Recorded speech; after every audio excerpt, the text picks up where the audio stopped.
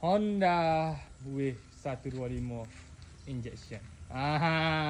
Injection je minyak jimat minyak be. Be, kita tak si target nak wika anak sekolah ni. Bukan target dia ni. Anak sekolah tak si naik untuk ni. Kita nak target ke mama abah nak pergi pasar ataupun nak pergi kerja. Molek benar ni. Injection 125 mestilah gagah injection. Mestilah jimat minyak be dia. Motor yang comel yang lain boleh tegak be. Bebas kemalangnya. Tak ada isu body belok.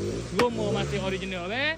Motor memang sedap be. Mileage dia be hanyalah 24,000. Dengan mileage 24,000 be, setara manual enjin be, motor dalam keadaan comel. Saya jatuh lagi saat ni be. Apa? Sakut atas lagi saat ni be. Tak apa ni be. Ha ni benda basic be. Kita nak beli murah-murah saja 2,200. Marketplace 3,000. Tak layak be. Tahun baru be. Dah luar naik motor dah. Dah luar comel dah. Si luah nak isi bagai be. Nak isi bodok pun boleh be. Spana ada lagi tu be. Kita tak ambil be. Biar kali tu be. Bismillah. Dengan bismillah.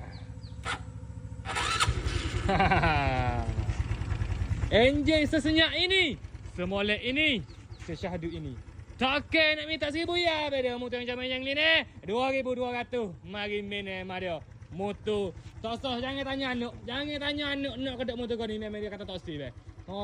Bukan market kita lah, bukan market dia lah budak-budak sekolah.